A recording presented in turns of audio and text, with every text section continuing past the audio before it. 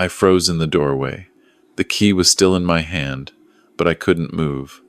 Because there, on her hands and knees in the grand foyer of my late mother's Victorian mansion, was my niece Emma.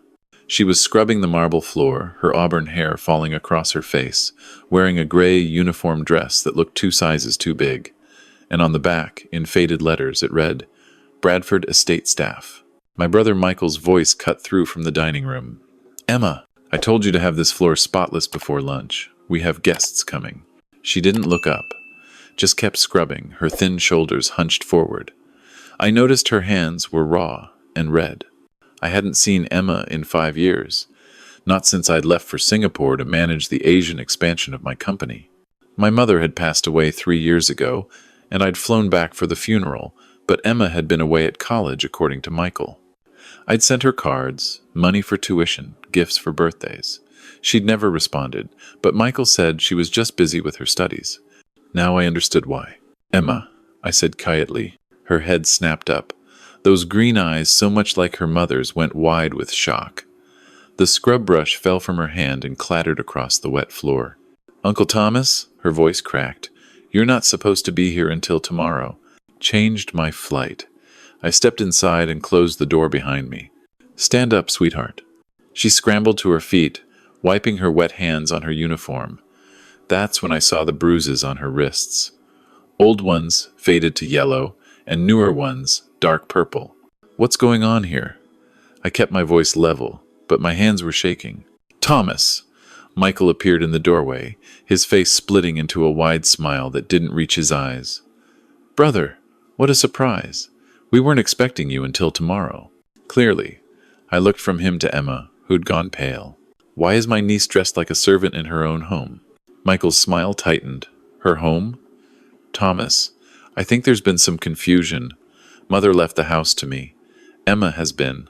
Well, we've been kind enough to let her stay here while she figures out her future. Let her stay? I pulled out my phone and opened the photos I'd taken of Mother's will before I left 5 years ago. I'd always been the careful one. According to this, Mother left the house in trust for Emma. You were named as trustee until she turned 21. Emma's 22 now, Michael. The smile vanished from his face. There were circumstances. Emma signed papers. What papers? Uncle Thomas, please. Emma's voice was barely a whisper. Don't. It's fine. I'm fine. But she wasn't fine. She was shaking, and there were dark circles under her eyes, and she looked like she hadn't had a decent meal in months. Emma, go upstairs and pack a bag, I said. You're coming with me. She's not going anywhere. Jennifer appeared behind Michael, her arms crossed. My sister-in-law had always been cold, but now there was something cruel in her eyes. We have a legal arrangement. Emma works for her room and board. She signed a contract. A contract. I laughed, but there was no humor in it. She was 17 when Mother died. Any contract signed before she was 18 would be void, and any signed after would be under duress if you were her legal guardians. Michael's face reddened. You don't know what you're talking about. Emma was difficult, ungrateful. We took her in when Emily died, gave her a home. My sister Emily died when Emma was 12. I cut him off. Mother took Emma in. You barely visited. And now I find Emma scrubbing floors in her own house, wearing a servant's uniform, with bruises on her wrists. We're going to have a very serious conversation about this, Michael. But first, Emma is leaving with me. If she leaves, she gets nothing. Jennifer's voice was sharp. No house, no inheritance, nothing. We'll make sure of that. Emma made a small, defeated sound. Actually, I said calmly, if she leaves, I'll be making some calls. To the police about those bruises. To a lawyer about financial exploitation of a minor and now a young adult. To the IRS about whether you've been paying Emma wages for this work arrangement. And to the Portland Tribune because I think they'd be very interested in how the Bradford family has been treating Emily's orphaned daughter. The silence that followed was profound. Get your things, Emma, I said quietly. I'll wait right here. She looked at Michael, then at Jennifer. Whatever she saw in their faces made her decision for her. She nodded once and hurried toward the stairs. You're making a mistake, Michael said. You don't know what she's like. She's lazy, ungrateful. Stop. I held up my hand. Just stop. I'll be back tomorrow with lawyers. We're going to sort through every document, every piece of paper related to this house and Mother's estate. And Michael? If I find out you've been stealing from Emma, I won't just sue you. I'll make sure everyone in Portland knows exactly what kind of man you are. He opened his mouth to respond, but a sound from upstairs stopped us all. Music. Piano music, but not from a recording. Someone was playing, and playing brilliantly. Chopin, I thought, though I'd never been good with classical pieces.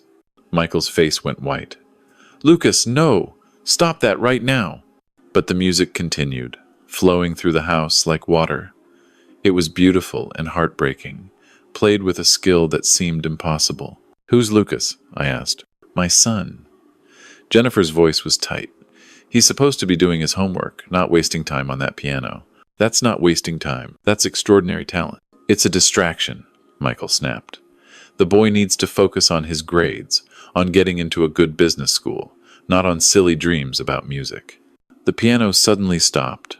Footsteps thundered down the stairs, and a teenage boy appeared. He was thin, with dark hair and his father's eyes, but there was something haunted in his face. "Sorry, Dad," he mumbled. "I forgot Emma's old piano was still here. I just wanted to get back to your room." Michael's voice was cold. "We'll discuss this later." Lucas's eyes met mine for just a second. There was a desperate plea in them before he turned and ran back upstairs. Emma appeared at the top of the stairs with a small duffel bag. She looked at the spot where Lucas had been standing, then at me. "Ready?" I asked. She nodded and came down the stairs, moving quickly, like she was afraid Michael might physically stop her. As we walked to my car, I could feel them watching from the window. I put Emma's bag in the trunk and opened the passenger door for her. "Uncle Thomas," she said as I started the engine, "there's something you should know. About Lucas." "I'm listening." "He's amazing. At piano, I mean. He's been playing since he was 6. And he's just he's gifted. Really gifted. But Michael and Jennifer hate it. They think it's a waste of time. They've forbidden him from applying to any music schools. They want him to go to Wharton, like Michael did. And what does Lucas want? He wants to go to Juilliard. He got accepted, Uncle Thomas. Full scholarship. But they won't let him go. They told him if he chose music over business, they'd disown him. I thought about that haunted look in the boy's eyes. How old is Lucas? 16. He turns 17 next month. Still a minor, then. Still under their control. "Tell me everything," I said. "Start from the beginning. From when Mother died." So she did. And with every word, my anger grew colder and more focused. Mother had indeed left the house to Emma in trust. But when Emma turned 18, Michael had presented her with papers that he said were standard trust documents that she needed to sign to take possession. Emma, grieving and alone, had signed without reading them carefully. Those papers had somehow transferred control back to Michael for management purposes. For the past 4 years, Michael and Jennifer had treated Emma like an employee in her own home. They'd taken away her bedroom and given her a tiny room in the attic. They'd made her cook, clean, and serve them and their guests.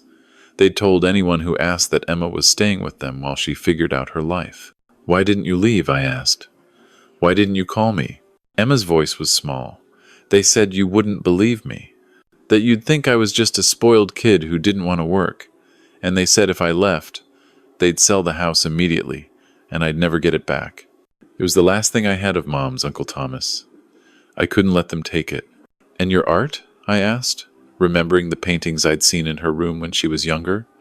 Emma had always been talented. She laughed bitterly. "I'm not allowed to paint anymore. Jennifer said it was too messy and pretentious. All my supplies are locked in the basement." We drove in silence for a moment. I was staying at the Heathman Hotel downtown, and I pulled into the parking garage before I spoke again. "Emma, I'm going to fix this. All of it. But I need you to be honest with me about everything. The bruises on your wrists, how did you get them?" She pulled her sleeves down. Sometimes, if I didn't clean something well enough, or if dinner wasn't ready on time, Jennifer would. She'd grab me, drag me to show me what I'd done wrong. Michael never hit me, but he never stopped her either. My hands tightened on the steering wheel. "We're going to document everything. Photos, written statements, dates if you remember them, and then we're going to take all of it to a lawyer. I got Emma checked into her own room at the hotel, ordered room service for both of us, and spent the evening listening to her story in more detail. She had documents too, hidden in the lining of her duffel bag, photos of the bruises from over the years, copies of the papers Michael had made her sign, text messages from Jennifer with cruel instructions and demands. The next morning, I called my lawyer. Robert Chen was the best in Portland, and he agreed to see us immediately. After reviewing everything, Robert leaned back in his chair. This is textbook financial exploitation and emotional abuse. The papers Michael had her sign likely won't hold up in court, especially given her age and circumstances when she signed them. But litigation could take years. What's the alternative? I asked. We can threaten to go public, file a police report about the physical abuse, contact the Bar Association about Michael's conduct. He's still a member, even though he doesn't practice anymore. And we can freeze the house under an emergency court order while we sort this out. Do it, I said. All of it. There's one more thing, Emma said quietly. Lucas. Is there any way to help him? Robert considered. If he's being denied a legitimate opportunity for education and a full scholarship to Juilliard, certainly qualifies, there might be grounds for emancipation. But he'd have to petition for it himself. He won't, Emma said. He's too afraid of them. I thought about the desperate look in Lucas's eyes. Maybe he just needs someone to show him there's another way. That afternoon, I went back to the mansion. Michael opened the door, and his face was hard. Robert Chen will be filing papers tomorrow morning, I said without preamble. Emergency custody transfer for the house. Investigation into your financial management of the trust, and a police report about the physical abuse. You have 24 hours to vacate Emma's property. You can't do this. I already am. But I'm here about something else. Your son. His expression shifted to surprise. Lucas? What about him? I understand he got into Juilliard. That's none of your business. It is if you're destroying that boy's future out of your own ego. I've looked into it, Michael. Lucas isn't just good. He's exceptional. There are videos of him playing at local competitions. I found them online. The ones you probably don't know exist. He could have a real career in music. He needs a real career in business. Something stable, something respectable. Like yours? I couldn't keep the contempt from my voice. You haven't worked in 3 years, Michael. You've been living off mother's money and Emma's inheritance. That's not a career. That's parasitism. His face flushed red. Get out. Gladly. But think about this. Lucas is 16. In 2 years, he'll be 18, and he'll make his own choices. If you force him into business school, if you kill his dream because of your own insecurities, he will never forgive you. I've seen it before. You'll lose your son long before he turns 18. You don't have children. You don't understand. No, I don't have children.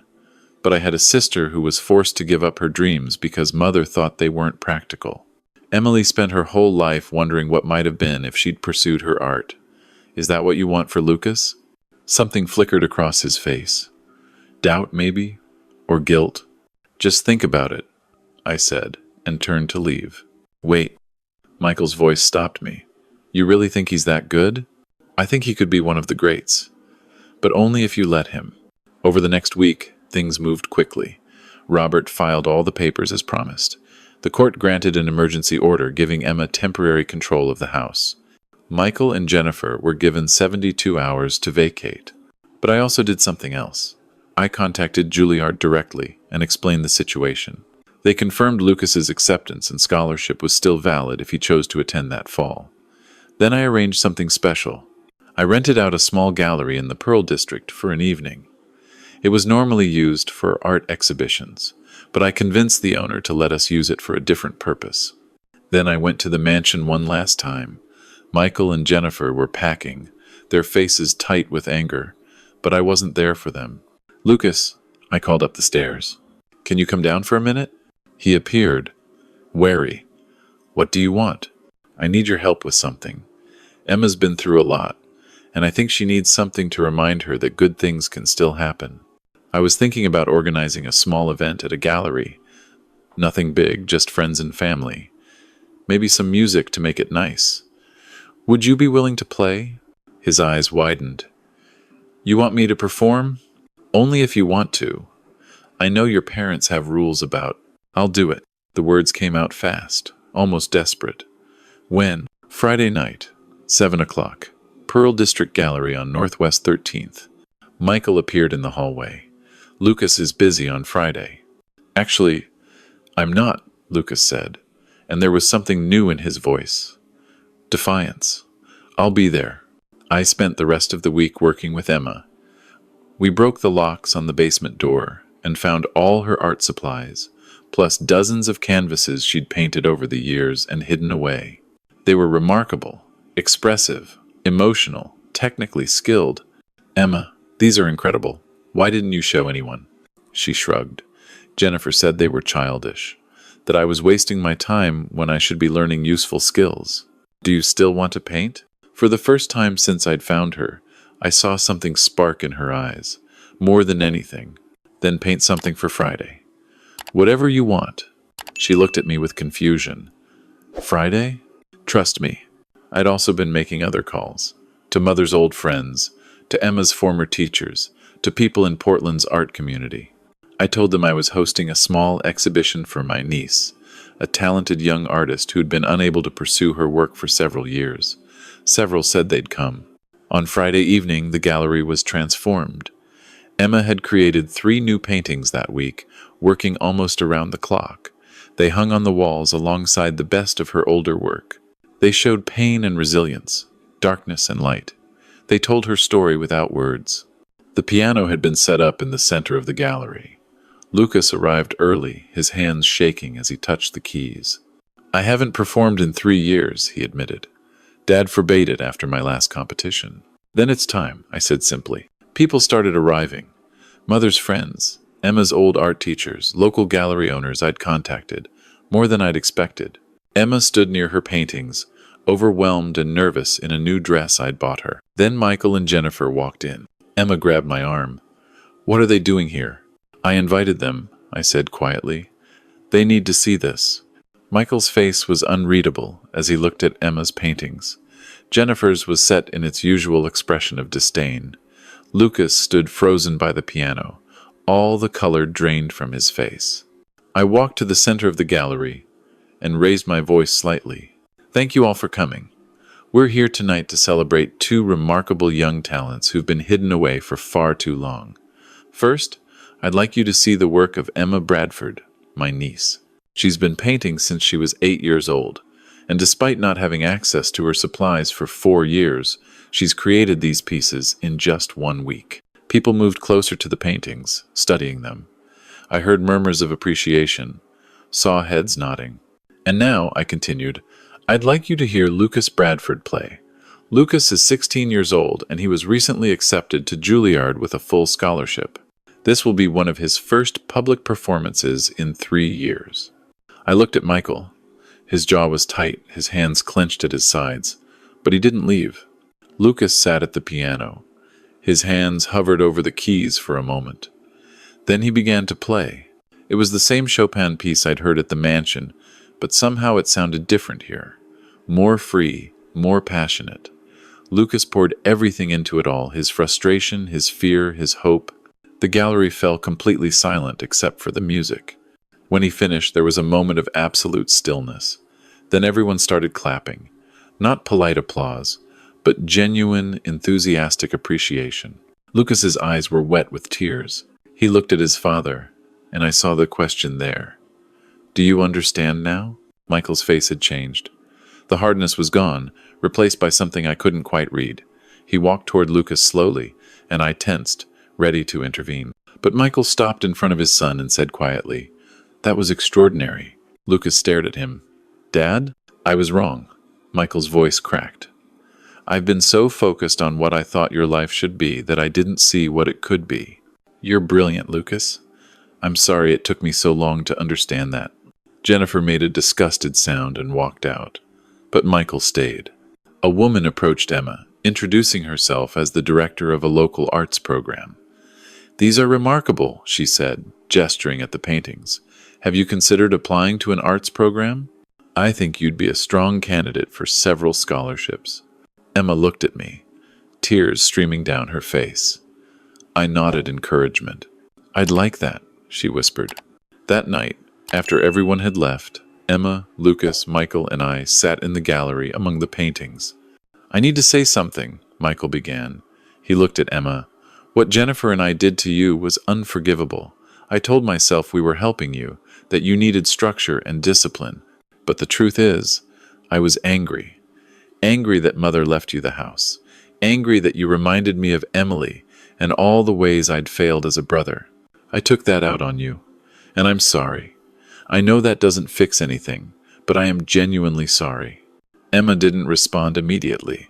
When she did, her voice was steady. "I appreciate the apology, but I don't think I can forgive you yet. Maybe someday, but not now. You and Jennifer hurt me for 4 years. You made me believe I was worthless, that my art was worthless, that I deserved to be treated like a servant in my own home." Michael nodded, his eyes on the floor. "I understand, but," Emma continued, looking at Lucas, "I do think you're making the right choice about Lucas. Let him go to Juilliard. Let him be who he's meant to be." "I will," Michael promised. He looked at his son. "We'll need to talk more about this, about everything. But Lucas, if Juilliard is what you want, then we'll make it work." Lucas's face transformed with hope. "Really?" "Really." Michael left shortly after, walking out into the Portland night, like a man who'd lost something he hadn't known he valued. 3 months later, I stood in Emma's new apartment, her real apartment, in the mansion that was legally hers again. The house had been professionally cleaned, repaired, and redecorated. Emma's studio took up the entire 3rd floor, with north-facing windows that gave her perfect light for painting. She'd been accepted into the Pacific Northwest College of Art with a partial scholarship. The rest I was helping with, gladly. Lucas had moved into the mansion too, not because he had to, but because Michael had asked Emma if Lucas could stay with her during his senior year of high school. Michael and Jennifer were divorcing. It turned out that Jennifer's cruelty had extended beyond Emma, and Michael had finally opened his eyes to what his marriage had become. "Uncle Thomas," Emma said, putting down her paintbrush, "I've been working on something for you, to say thank you." She turned the canvas around. It was a portrait of me, but not just me. Behind me, she'd painted shadows of other figures. Mother, Emily, Lucas.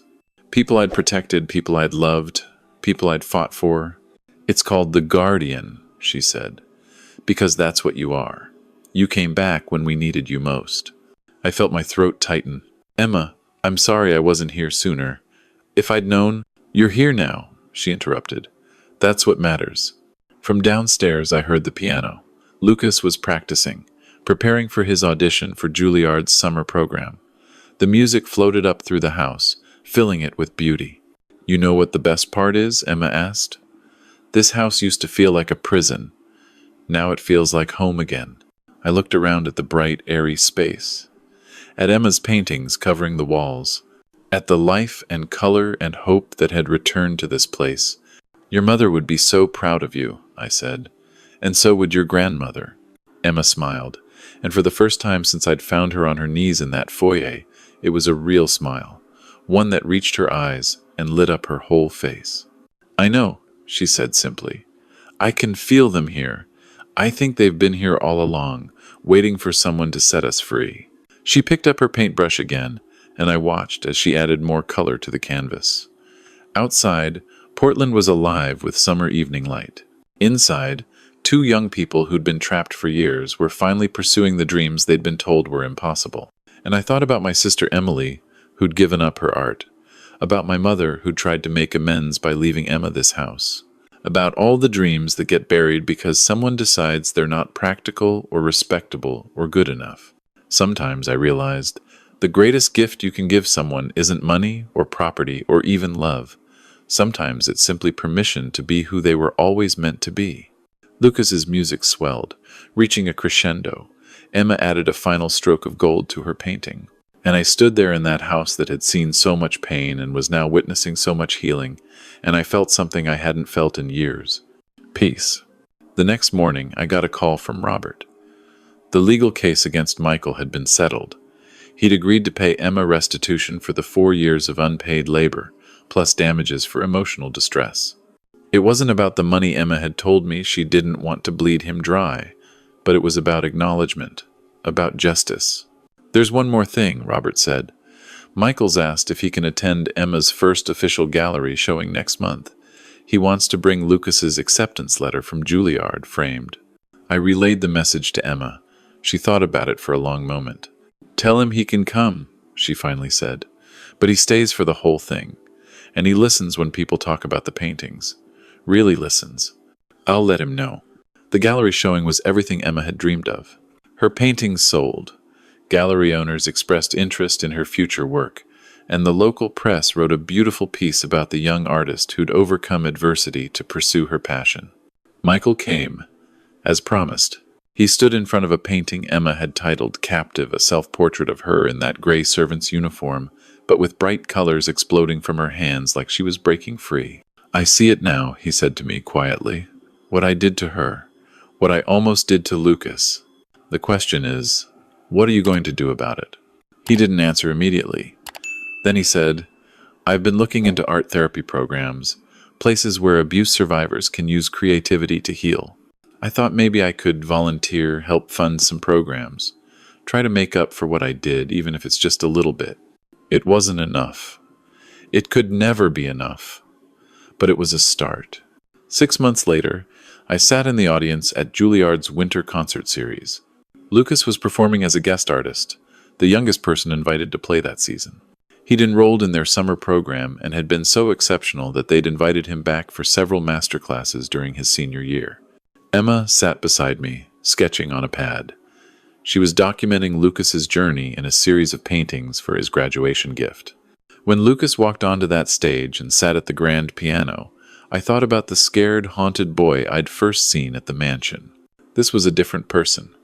Confident, passionate, free. He played Rachmaninoff that night, and it was transcendent. After the concert, we met Lucas backstage. He was surrounded by people congratulating him, professors and students alike. But when he saw Emma and me, he broke away and came straight to us. "You came," he said, and hugged us both. "Wouldn't have missed it," Emma said. "You were incredible. I couldn't have done this without you two, without Uncle Thomas coming back, without you letting me stay at the house, without his voice broke, without someone finally believing in me." Michael hadn't come to New York. Lucas had invited him, but Michael had declined, saying it was too soon, that Lucas needed to have this triumph without his father's presence complicating it. I thought that was probably wise. But as we stood there in the backstage area of one of the world's most prestigious music schools, with Lucas's future bright before him, I realized something. This story wasn't really about me being a hero. It wasn't about me swooping in to save the day.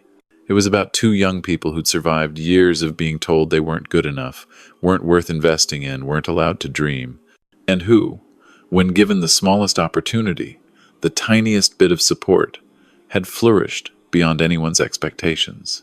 Sometimes all people need is someone to see them, really see them, for who they are and who they could be. Emma and Lucas had always been brilliant. They'd always been talented. They'd always been worthy. They just needed someone to remind them of that truth. And now, watching Lucas shine on that stage in New York, and knowing Emma was preparing for her second gallery show back in Portland, I understood what my mother had been trying to tell me when she left Emma that house.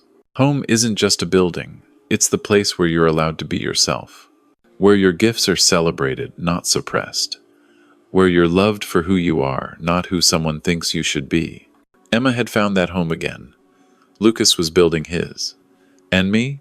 I'd found my purpose in helping them reclaim what had been stolen. As we left the concert hall that night, Lucas said, "I'm playing at Carnegie Hall next year. Full concert. They've asked me to be part of their Emerging Artists series." Emma squeezed his hand. "We'll be there. Front row." "Actually," Lucas said, and there was mischief in his eyes, "I was hoping Emma might create the poster art for it. They said I could choose the artist." Emma's eyes widened. "Seriously?" "Seriously. You're the best artist I know. And besides, we're a team, right? We got through the worst together. Might as well celebrate the best together, too." I watched them walk ahead of me, these two young people who'd been through so much and come out stronger, who'd been told their dreams didn't matter and had proven everyone wrong. And I thought, this is what victory looks like. Not just justice served or wrongs righted, but futures reclaimed, dreams resurrected, lives lived fully and freely. Sometimes you have to lose everything to find what really matters. Sometimes you have to leave home to understand what home should be. And sometimes, if you're very lucky, you get to help someone else find their way back to themselves. That night, as I flew back to Portland, I looked out the window at the lights below and thought about Emma and Lucas, about Michael, trying to rebuild his relationship with his son, about Jennifer, who'd left Portland entirely and was out of their lives for good. I thought about my sister Emily and how proud she'd be of her daughter, about my mother, whose final gift had been the house that became Emma's sanctuary and launching pad. And I thought about all the other Emmas and Lucases out there, young people with extraordinary gifts being told they're not good enough, being exploited, controlled, diminished. I couldn't save them all, but I'd save two, and those two would go on to create beauty in the world, to inspire others, to prove that talent and passion and dreams matter.